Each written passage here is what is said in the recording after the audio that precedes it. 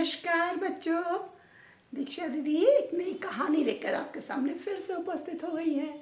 तो आपको मेरा इंतज़ार होता होगा ना, कहानी का होता या नहीं होता। कुछ को नहीं भी हो सकता है, सबको कहानी पसंद नहीं आती, हर एक का अपना अपना टेस्ट है ना। कुछ को कहानी सुनना बहुत अच्छा लगता है, कुछ को कहानी पढ़ना अच्छा लगता है।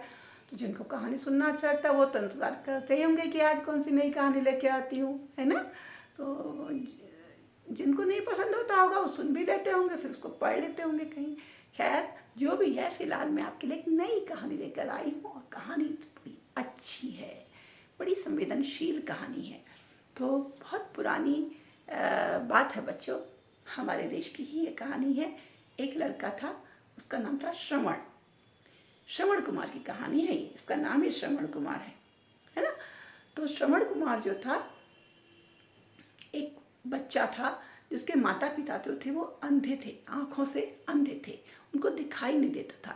अगर आँखें ना हो तो सोचो कैसा होता होगा जीवन में। हम बिना देखे कैसे, हम तो देख कर ही सारा काम करते हैं ना, देख कर सब कुछ पहचान जाते हैं, ये आ रहा है, ये है, इसका रंग ऐसा, कितना खूबसूरत, हर चीज़ को हम देखते हैं। जिनके पास आँखें नहीं होती उन्हें कितनी दिक्कत होती होगी।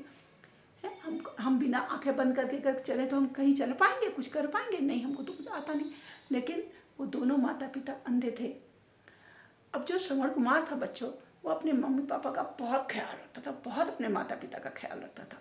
उसे पता था कि मेरे माता पिता अंधे हैं, तो वो उनके सारे कामों को पूरा करता था, उनके सारे कार्य उनके पूरा करता था, उनकी हर इच्छा भी पूरी करता था। ऐसे ही समय बीत रहा था। तो एक बार क्या हुआ कि श्रवण कुमार के माता पिता बोले कि बेटा श्रवण, अब हम बूढ़े होने लगे हैं, हमारी एक बार तीर्थ यात्रा करने की बड़ी इच्छा है। तीर्थ यात्रा जानते हो ना, सारे मंदिरों को में जाना, वहाँ भजन कीर्तन करना, दर्शन करना, भगवान के स्मरण करना, नहाना, नदियों में नहाना और ईश्वर की दर्शन के लिए सारे मंदिरों में जाना ही तीर्थ यात्रा कहलाता। तीर्थ स्थान जो हमारे पवित्र स्थान होता है वहाँ जाना।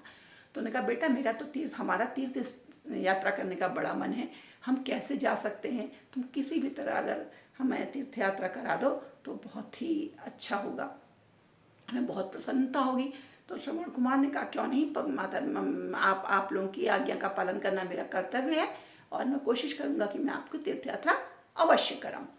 अब बच्चों फिर उसने क्या किया कि दो बड़ी बड़ी बहंगियाँ, बड़े वाले टोकरे जिनमें एक इंसान बैठ सके, ऐसे बड़े बड़े टोकरे बनाए और उनको मोटे मोटे डोरियों से एक मोटे लट्ठे में तराजू की तरह लटका लिया, एक तरफ एक और एक तरफ एक बहंगी ना, ताकि उनमें वो उसके मम्मी पापा बैठ सके, एक में माता जी एक में पिताजी उनके बैठ सके। और जब वो बड़ी टोकरियाँ तैयार हुई तो उसने उसमें उन दोनों को बिठाया और अपने कंधों पर वो मोटी लाठी में वो दोनों टांगे की तराजू की जो ऐसे लाठी थी और दो बहंगियाँ लटक रही थी, उनमें कंधों में उसमें लेकर के वो उनको पैदल पैदल तीर्थ यात्रा करने चला। आजकल तो गाड़ियाँ हैं, मंदिरों में जाने के लिए हेलीकॉप्टर भी हो गए हैं, घोड़े हैं, बहुत है, पहले कुछ नहीं होता था, पहले सिर्फ पैदल, इसीलिए वो तीर्थ का फल माना जाता था। और तीर्थ यात्रा करने में बहुत लंबा समय, महीनों लग जाते थे। तो अब वो उनको धीरे धीरे करके जाता गया, रास्ते में जंगल पड़े, नदियाँ पड़ी, तालाब पड़े, तीर्थों की वो तीर्थ यात्रा कराने लगा। उनके मम्मी पापा उसको बहुत आशीर्वाद देते, कहते बेटा तूने हमारे जीवन को सफल कर दिया, तेरा ऐसा पुत्र सबका हो संसार में। तो ऐसा कहता तो श्रवण कुमार को बड़ा अच्छा लगता कि मेरे माता पिता जो है मेरे कार्य से खुश है, मैं उनको संतुष्ट कर पा रहा हूँ, ये उसको बहुत अच्छा लगता। एक बार क्या हुआ कि उनको उसके मम्मी पापा माता पिता को बहुत प्यास लगी। तो उन्होंने कहा बेटा गला सूख रहा है, बहुत प्यास लगी है, चलते चलते देख कहीं पानी की व्यवस्था हो सकती है तो हमें पानी ला दे और तब तक तू भी थोड़ा विश्राम कर लेगा, फिर आगे बढ़ेंगे।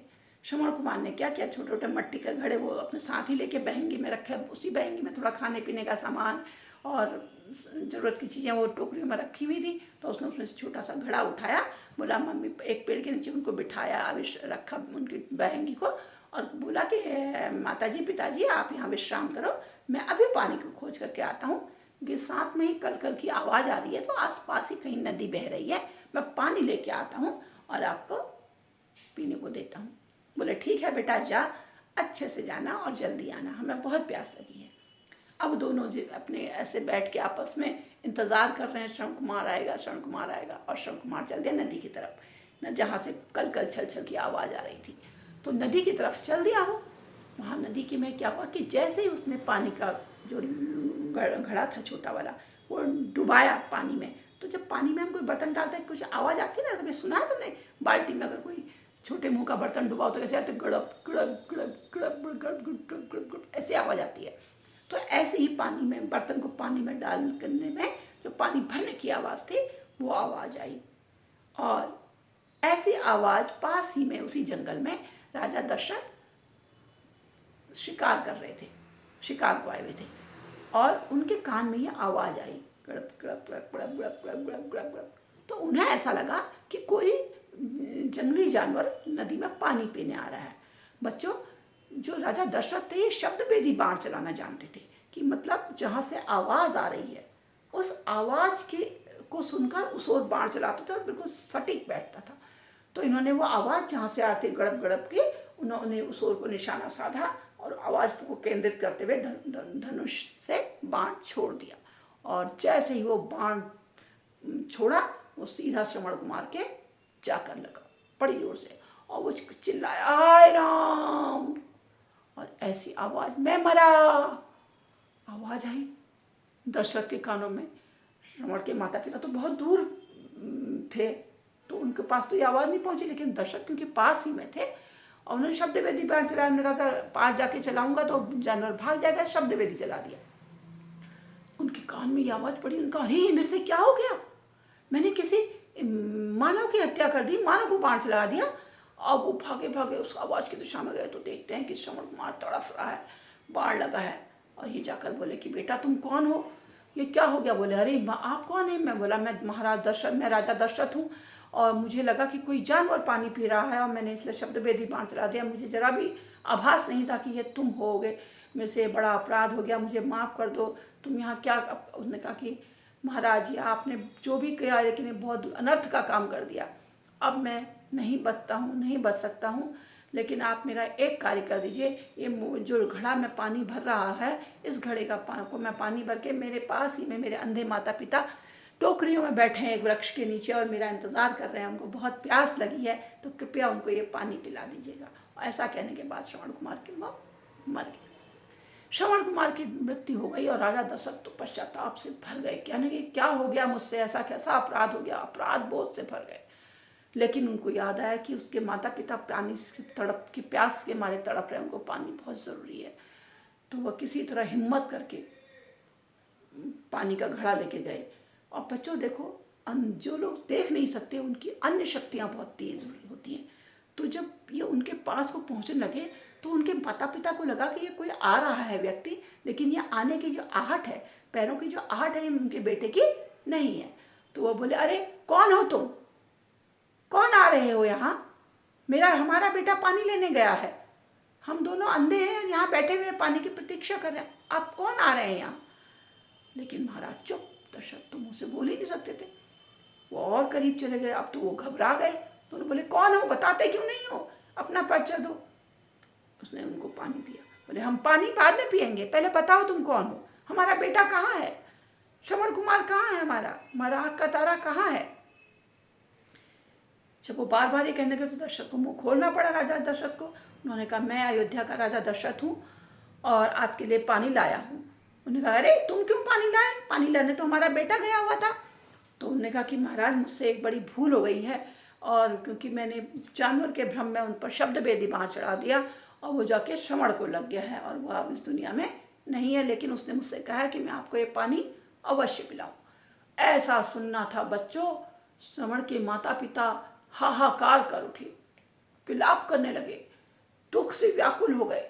उनकी आंखों का उनके जीवन का एकमात्र सहारा, उनकी आंखों का तारा, उनका प्यारा श्रवण कुमार नहीं रहा, यह जानकर वो विलाप करने लगे। और तभी वह दोनों क्रोध में आ गए। उन्होंने अपने हाथ में उस घड़े से जल लिया और कहा कि हे राजन, तूने जो ये पाप कर्म करके हमारे पुत्र को हमसे छीना है और हम जिस तरह से मिलाप करके उसकी याद में तड़प तड़प कर अपने प्राण त्याग रहे हैं, ऐसा ही तू भी अपने पुत्र के वियोग में विलाप कर करके प्राण त्यागेगा। और ऐसा कहते इन दोनों की मृत्यु हो गई। और दशरथ जो थे अपराध बोध से भर गए, उनकी समझ में नहीं आया क्या करें। उन्होंने अपने सिपाहियों को बुलाया, उन दोनों की राजकीय सम्मान से अंत्येष्टि की, श्रवण कुमार और उनके माता पिता की। लेकिन वह इस पाप बोध से, इस अपराध बोध से कभी उभर नहीं पाए बच्चों। और यहाँ पर अंत में जो दशरथ का अंत हुआ, आप लोगों ने रामायण की कहानी देखी होगी, तो वह दशरथ भगवान राम के वियोग में ही मृत्यु हुई थी उनकी, अपने पुत्र के वियोग में ही मृत्यु हुई थी। तो समझ के माता पिता का श्राप उनको लग गया था। तो जो लोग भक्तिवान होते हैं, शक्तिवान होते हैं, निस्वार्थ भाव से जीवन जीते हैं, लोगों के लिए जीते हैं, उनकी वाणी में शक्ति हो जाती है। वो जो कहें वैसा हो जाता है, उनमें ऐसी क्षमता आ जाती है, ऐसी ताकत आ जाती है कि वो जैसा कहें वैसा हो जाता है। इसलिए पुराने लोगों को कभी भी लोग नाराज़ नहीं करते थे, पुराने तपस्वियों को लोग उनका आदर सम्मान करते थे। ऐसे भी अपने से बड़ों का इसलिए हमेशा सत्कार करना चाहिए, उनको कभी दुखी नहीं करना चाहिए। और ये कहानी जो है हमारी बहुत ही मर्मस्पर्शी है, आपको भी लगा होगा। तो ये कहानी मैंने आपको सुनाई, आशा करती हूँ को पसंद आई होगी। आप लोग इस पर बातचीत कर सकते हैं, चर्चा कर सकते हैं, अपने साथियों के साथ लिख सकते हैं, इसका नाटक भी कर सकते हैं श्रवण कुमार। तो बच्चों, आप मुझे लिख कर बताना कि आपको ये कैसी लगी कहानी। आप लोग कमेंट देने में कंजूसी कर रहे हैं, मुझे लग रहा है, लिख ही नहीं रहे हैं। मुझे पता कैसे लगेगा आपको कैसा अच्छा लग रहा है, कैसा नहीं। कौन सी कहानी आप सुनना चाहते हैं, किस तरह की कहानी आप नहीं सुनना चाहते हैं, ये आप मुझे कमेंट बॉक्स में लिखकर बताइए। मैं इंतज़ार करूँगी आपके कमेंट्स का। तो तब तक के, जब तक अगली कहानी लेकर नहीं आती हूँ, तब तक के लिए आपसे विदा लेती हूँ और ये वादा करती हूँ कि जल्दी ही एक नई कहानी लेकर आऊँगी, बहुत प्यारी सी। तब तक के लिए नमस्कार।